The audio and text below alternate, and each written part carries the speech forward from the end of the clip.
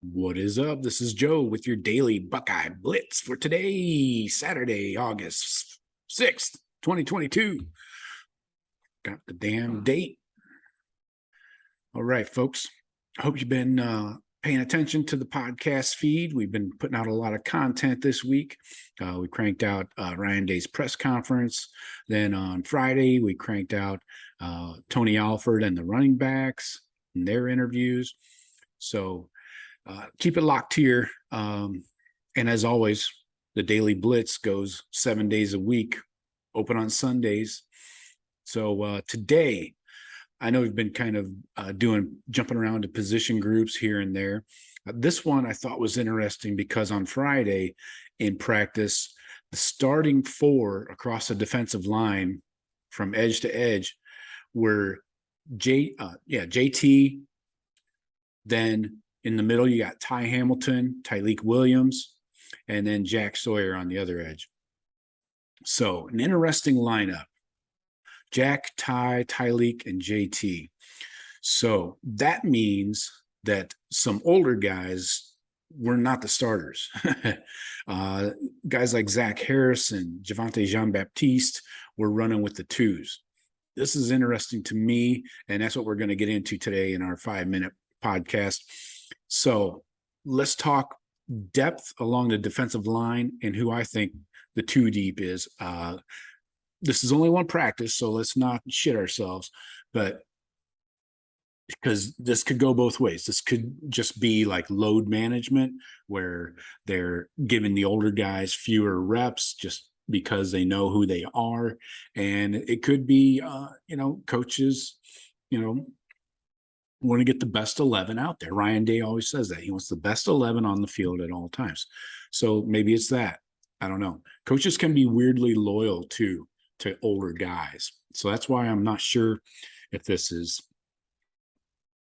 going to be set in stone as far as the starting lineup. And you got to remember, they're going to keep a heavy rotation going. You don't have these guys playing, 100, 600, 700 snaps a season. It just doesn't happen. You got to keep these guys fresh and churning through. So that's why you have to have a strong two deep. So let's first talk about who we lost quickly.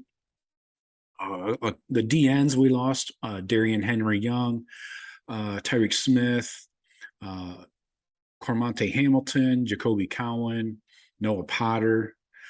D tackles we lost, obviously Haskell Garrett and Dwan Jackson, all moving on. So we got Javonte Jean-Baptiste is the oldest guy. Tyler Friday's up there. Then you got Zach Harrison. He's probably not going to be around after this year. Mitchell Melton was injured in the spring game. Then you got JT, Jack, and then the freshman at DN, you got Kenyatta Jackson, Caden Curry, and Amari Abor.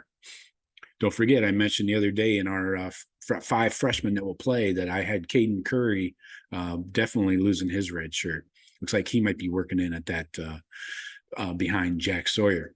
So let's talk some snap counts from last season. We won't include guys that are not on the team anymore. Zach Harrison led defensive ends with 507 snaps. That's a lot. That seems excessive, honestly. But you had Tyreek out in the middle of the season. He had 3 games where he was injured and didn't play at all.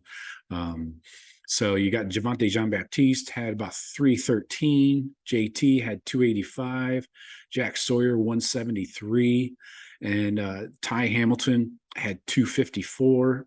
So, and Tyleik had 183. Now you got to remember, Tyleik was out of shape.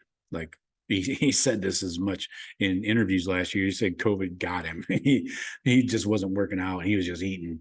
So he's dropped a ton of weight. He's going to be able to play more and play more often. He is a huge threat in the middle against the run and the pass, both. So keep that in mind. He's going to be on the field more. So let's talk two deep here. So let's say we go with the Friday practice ones. We go with the ones as they went onto the field. Jack Sawyer, Ty Hamilton, Tyleik Williams, and JT. So behind them, where do we go?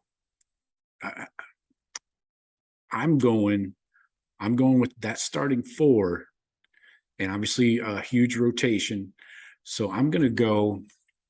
Let's say they get. Let's say Jack and JT are over 400. I'm calling for 450 snaps each.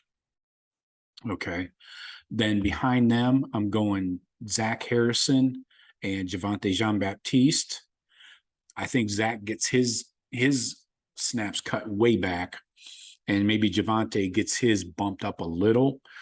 Zach was 507. Javonte Jean-Baptiste was 313.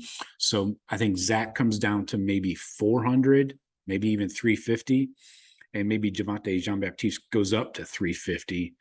In there, they'll be the twos behind JT and Jack. Now in the middle, this is where things get a little interesting, in my opinion, because you've got a lot of young guys, some talent. You got Hero Canoe coming in as a freshman. Mike Hall, I really like as a red shirt, and he's the same class as Tyleek. So I think in the middle, you got to go with the old guys, Jerron Cage and Teron Vincent. And if you're going to go three deep in the middle, I'm going to say probably Mike Hall gets in the mix there, and Jaden McKenzie. I don't think the freshman Hero Canoe. I think he redshirts. I don't think he gets in at all. At least definitely not more than 4 games. So, and then third string ends. I would go. Boy, you got to kind of get the freshman in there, I guess. Obviously, Caden Curry, and maybe Jackson, maybe Kenyatta Jackson. He needs to put on some weight, but let's go with that. So your 2 deep looks like this. Your ends are Jack and JT. Your middle is Tyleek and Ty Hamilton. Your second string unit, you're going with Javonte Jean-Baptiste at end and Zach Harrison at the other end behind JT and Jack. In the middle, our 2 deep is, like I mentioned, Tyleek, Ty Hamilton. Behind them, you got the older guys, Jerron Cage and Teron Vincent. That's what I got. So let me know what you think. If you got a different 2 deep, or if you see somebody else, maybe a freshman jumping into the mix, let me know. As always, hit me on Twitter, Instagram, Facebook, YouTube. I always respond to any comments and anybody that messages me.